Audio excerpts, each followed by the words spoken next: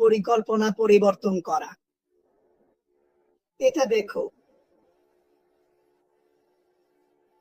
যখন অ্যামাজন বই নিয়ে বাজারে আসে, বার্নস অ্যান্ড নোবেল তখন ছিল, তারা ছিল বড় খেলোয়াড়। তারা জেফ বেজোসকে বলেছিল, দেখো অ্যামাজন অনলাইনে আসছে। হ্যাঁ, আমরা কি করব? আমি কি করতে পারি? চলো শুধু গ্রাহকদের দিকে মনোযোগ দিই এবং তাদের ভালো কিছু দিই। এখন বার্নস অ্যান্ড নোবেল কোথায়? প্রতিক্রিয়া দেখানোর খরচ, মানে চাপের মধ্যে প্রতিক্রিয়া দেখানোর কারণে ভুল হওয়ার ঝুঁকি বেশি। যেমন আমি বললাম,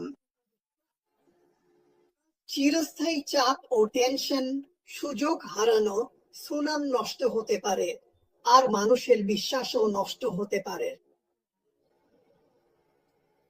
মূল পার্থক্য, আগের আগে ভাবা মানে আগামী দিনের জন্য পরিকল্পনা করা, প্রতিক্রিয়া দেখানো মানে আজকের জন্য হিমশিম খাওয়া। এর মধ্যে একটি অপচয়, এটা খুব সহজেই বোঝা যায়। এর মধ্যে একটি অপচয়, আমি বলছি কারণ আমি নিজে এটা অনুভব করেছি। আর যত বেশি আমি এটা নিয়ে ভাবি, যত বেশি পড়ি, যত বেশি ভিডিও দেখি, ইচ্ছা হয় আজ যা জানি সেটা যদি 20 বছর আগে জানতাম। কিন্তু একই তো জীবন বলে, তাই না? এখন আমি এটা বুঝতে শুরু করেছি, কখনোই দেরি হয়ে যায় না ব্যবসা আর জীবনে। যারা আগে ভাগে ভাবতে পারে তারাই ভবিষ্যৎ গড়ে তোলে। যারা শুধু প্রতিক্রিয়া দেখায় তারাই ভবিষ্যতের দ্বারা গড়ে ওঠে। তুমি ভবিষ্যৎ গড়ো নাকি ভবিষ্যৎ তোমাকে গড়ে দেয়? তুমি কি চাও এটা জানো? থাক, বাদ দাও, আমি চাই না।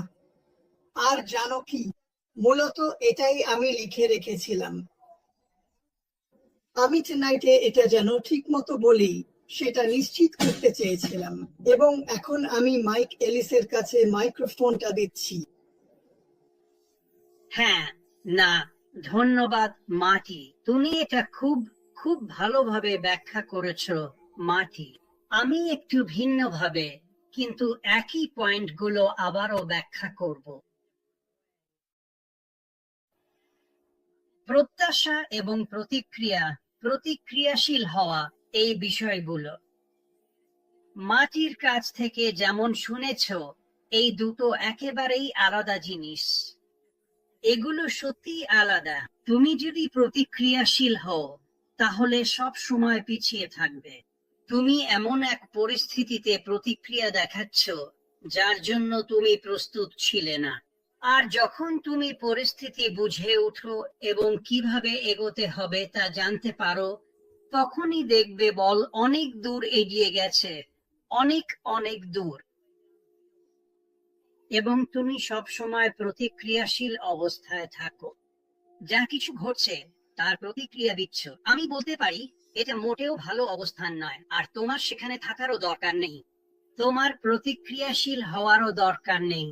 তুমি অংশগ্রহণ করতে পারো যা ঘটছে তাতে। মাটি, তুমি কি এখনো আমাকে ঠিক মতো শুনতে পাচ্ছ?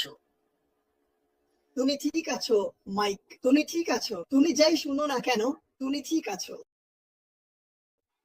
ঠিক আছে, আগাম ভাবনার কথা বলো।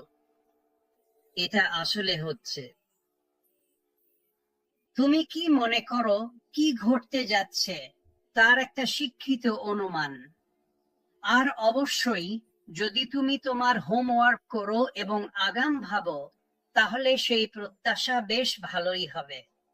এবং আমি এটা আমাদের আজকের পরিস্থিতির সঙ্গে যুক্ত করতে চাই।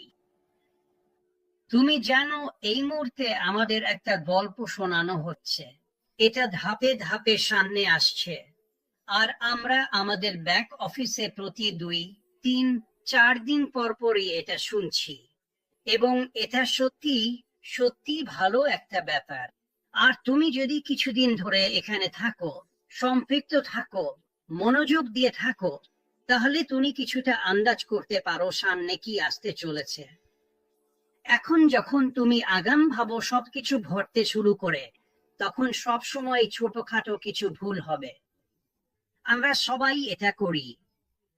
আমরা নিখুঁত হতে পারি না যদি না আমরা ভেতরে চক্রে থাকি। আমাদের কেউ সেখানে নেই। আমরা ঠিক করতে পারি এখানে একটু ওখানে একটু,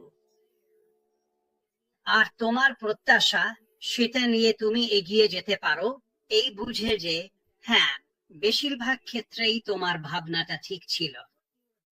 এখানে পরিবর্তন দরকার, ওখানে পরিবর্তন দরকার, ওখানে পরিবর্তন দরকার।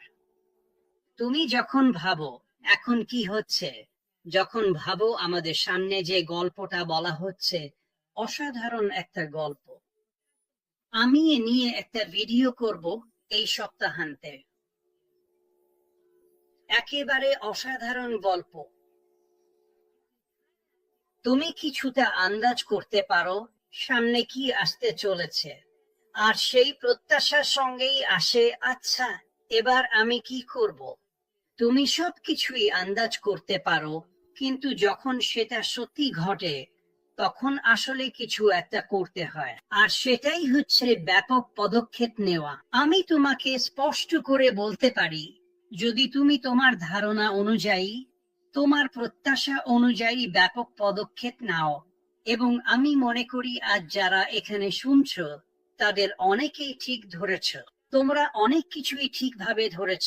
তোমাদের প্রত্যাশা একদম ঠিক আছে, হয়তো একটু আধটু ঠিকঠাক করতে হতে পারে, কিন্তু যখন সেই জায়গায় পৌঁছাবে যেখানে পদক্ষেপ নিতে হবে তখন বড় পদক্ষেপ নাও। আমি জানি যখন আমি এটা বলি তখন অনেকেই ভাবে, জানো তো, তারা ভাবে এই ব্যাপক পদক্ষেপটা আসলে কি। আমি আসলে জানি না কি করতে হবে, এটাই তো প্রত্যাশার আসল কথা। তুমি কি মনে করো সামনে কি আসছে? তুমি কি মনে করো সেটা দেখতে কেমন হবে? এটা আমার উপর কিভাবে প্রভাব ফেলবে? আমি কিভাবে সবকিছুর সঙ্গে মিশে যেতে পারি? আর তারপর যখন সেটা ঘটে যাবে এবং তুমি দেখতে পাবে আসলে কি হচ্ছে, সেটা দেখতে কেমন, তখন তুমি সেটা একটু ঠিকঠাক করতে পারবে, আর সেখান থেকেই তুমি বড় পদক্ষেপ নিতে পারবে।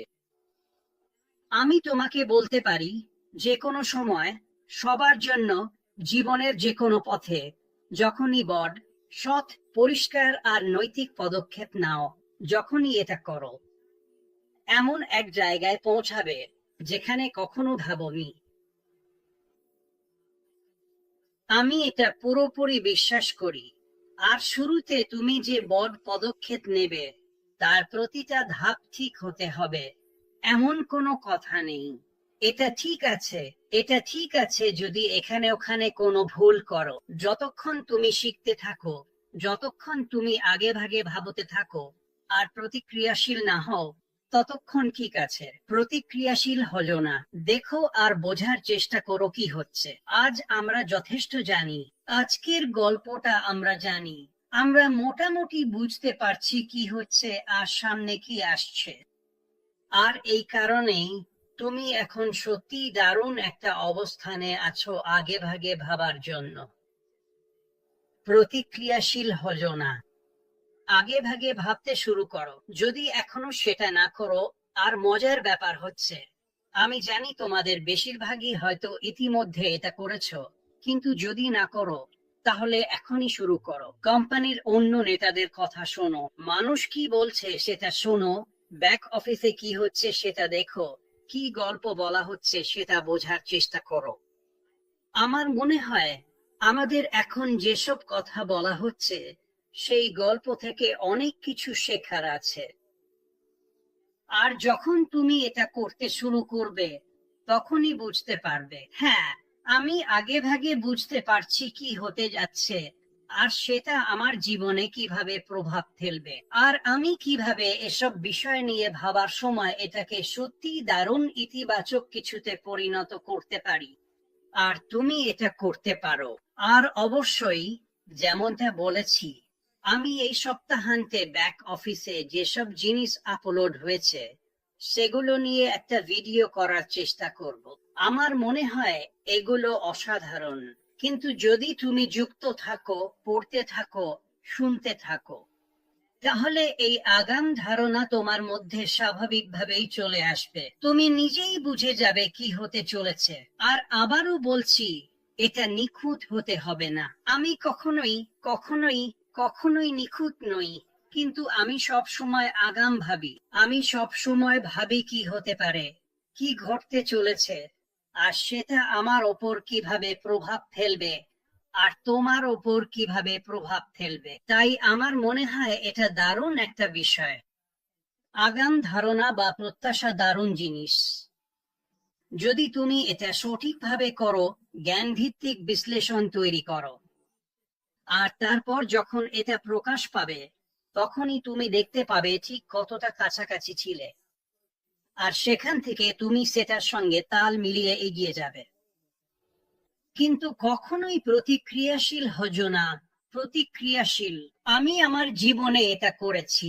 আর যখন তুমি অন্যদের প্রতি প্রতিক্রিয়া দেখাও, তখন কখনোই খুব ভালো কিছু হয় না। কিন্তু যখন তুমি আগাম ভাবো, তখন সবসময় খুব ভালো হয়। অন্তত আমার ব্যক্তিগত অভিজ্ঞতায় আমি বলতে পারি। মাটি, তোমার আর কি আছে? আচ্ছা, আমার কাছে কিছু ভিডিও আছে যেগুলো আমি দেখাতে চাই। একটা হলো আজকের দিনের এআই সংক্রান্ত খবর, শিরোনাম সংবাদ। আরেকটা হলো আমরা এখন যেটা নিয়ে কথা বলছি সেটা নিয়ে। 18 জুলাই 2025-এর এআই শিরোনাম সংবাদ। যুক্তরাষ্ট্র চীনের চিপ বাণিজ্য নিয়ে মার্কিন আইন প্রণেতারা প্রতিবাদ। রিপাবলিকান প্রতিনিধি, তার নাম জন মুলেনার, তিনি সতর্ক করেছেন যে এনভিডিয়ার 20 চিপ আবার চীনে রপ্তানি শুরু হলে তা চীনের সামরিক শক্তিকে বাড়াতে পারে, সেন্সরশিপে সহায়তা করতে পারে এবং যুক্তরাষ্ট্রের উদ্ভাবনকে ক্ষতিগ্রস্ত করতে পারে। রয়টার্স, চীন এনভিডিয়া কূটনীতি সিল করে দিয়েছে। চীনের বাণিজ্য মন্ত্রণালয়ের প্রতিনিধি বেইজিং যে এনভিডিয়ার সিইওর সঙ্গে সাক্ষাৎ করেছেন, 20 চিপের প্রত্যাবর্তনকে স্বাগত জানিয়েছেন এবং উৎপাদন ও রোবোটিক্সের জন্য একটি নিয়ম মেনে চলার প্রকল্প নিয়ে আলোচনা করেছেন। রয়টার্স, যুক্তরাজ্য এআই সুপার কম্পিউটারে $1 বিলিয়ন বিনিয়োগ করছে। ব্রিটেন জাতীয় কম্পিউটিং শক্তি 20 গুণ পর্যন্ত বাড়াতে এআই গবেষণা নেটওয়ার্কের মাধ্যমে $1 বিলিয়ন প্রতিশ্রুতি দিয়েছে, যেখানে ইজামবার্ড এর মতো শীর্ষস্থানীয় সুপার কম্পিউটার থাকবে। রয়টার্স, মেটা অ্যাপল থেকে এআই প্রতিভা দলে টানছে। মেটা তাদের সুপার ইন্টেলিজেন্স ল্যাবের প্রচেষ্টাকে এগিয়ে নিতে অ্যাপলের 2 শীর্ষ এআই গবেষককে নিয়োগ দিয়েছে, যা তাদের দ্রুতগতির এআই উচ্চাকাঙ্ক্ষার ইঙ্গিত দেয়। রয়টার্স, জেনারেটিভ এআই নিয়ে আইন পেশাকে সতর্ক করা হয়েছে। আইন ফার্মগুলোকে পরামর্শ দেওয়া হয়েছে এআই টুল ব্যবহারের সময় মানবিক তদারকি, স্বচ্ছতা এবং নিরীক্ষা যোগ করতে, যাতে সুনাম বজায় থাকে এবং ভুল তথ্যের ঝুঁকি এড়ানো যায়। রয়টার্স, কেন এটা গুরুত্বপূর্ণ? চিপ রপ্তানি ভূরাজনীতিকে প্রভাবিত করায় প্রযুক্তি কূটনীতি উত্তপ্ত হয়ে উঠছে। অবকাঠামোতে জাতীয় বিনিয়োগ এর কৌশলগত গুরুত্বকে তুলে ধরছে। এআই পেশাগত চর্চায় একীভূত হওয়ায় প্রতিভা, যুদ্ধ এবং আইনগত শাসন এখন মূল বিষয়। দেখার জন্য ধন্যবাদ। সাবস্ক্রাইব করতে ভুলবেন না, কারণ আপনার প্রতিটি সাবস্ক্রিপশন আমাদের চ্যানেলের জন্য অত্যন্ত গুরুত্বপূর্ণ। এটি কেবল একটি ক্লিক নয়, বরং আমাদের কাজকে সমর্থন করার একটি শক্তিশালী উপায়। আপনার সমর্থন ছাড়া আমরা নতুন এবং উন্নত কন্টেন্ট তৈরি করতে পারতাম না। প্রতিটি সাবস্ক্রিপশন আমাদের আরো ভালো ভিডিও তৈরি করতে উৎসাহিত করে এবং আমাদের সম্প্রদায়কে আরো বড় ও শক্তিশালী করতে সাহায্য করে। হ্যাঁ, আমি করি মাটি। আমি সত্যি এটি করি। আমি আপনার কথা সম্পূর্ণরূপে সমর্থন করি এবং আপনার পরামর্শ মেনে চলি। আমার এই কাজটি কেবল একটি সাধারণ হ্যাঁ বলা নয়, বরং এটি একটি গভীর অঙ্গীকার। আমি বিশ্বাস করি যে এই ধরনের সমর্থন আমাদের সকলের জন্য উপকারী। আমি নিয়মিতভাবে সাবস্ক্রাইব করি এবং অন্যদেরও এটি করার জন্য উৎসাহিত করি, কারণ আমি জানি এটি কতটা গুরুত্বপূর্ণ। আপনার এই স্মরণ করিয়ে দেওয়াটা খুবই সমযোপযোগী এবং প্রয়োজনীয় ছিল। আমি আপনার সাথে একমত যে এই ধরনের ছোট পদক্ষেপগুলি একটি বড় পার্থক্য তৈরি করতে পারে। আমি শুধু সাবস্ক্রাইবই করি না, আমি আমাদের চ্যানেলের প্রতিটি ভিডিও দেখি এবং সেগুলিতে মন্তব্য করি, যাতে আমাদের সম্প্রদায় আরো সক্রিয় থাকে। আমি এই প্ল্যাটফর্মে আপনার সাথে কাজ করতে পেরে আনন্দিত এবং আমি নিশ্চিত যে আমাদের সম্মিলিত প্রচেষ্টা ভবিষ্যতে আরো বড় সাফল্য নিয়ে আসবে। তাই আবারও বলছি, সাবস্ক্রাইব করতে ভুলবেন না, কারণ এটি আমাদের যাত্রার একটি অবিচ্ছেদ্য অংশ। আপনার সমর্থন ছাড়া আমরা এতদূর আসতে পারতাম না। আমি আপনার প্রতি কৃতজ্ঞ এবং এই যাত্রায় আপনার সাথে থাকতে পেরে গর্বিত। মার্টি, আপনার এই মূল্যবান পরামর্শের জন্য আপনাকে ধন্যবাদ। আমি আপনার কথা মনে রাখব এবং সবসময় এটি অনুসরণ করব। আমি এই কাজটি চালিয়ে যাব এবং অন্যদেরও উৎসাহিত করব। এটি আমাদের সকলের জন্য একটি জয়। আমাদের এই চ্যানেলটি আপনাদের ভালোবাসার উপর নির্ভর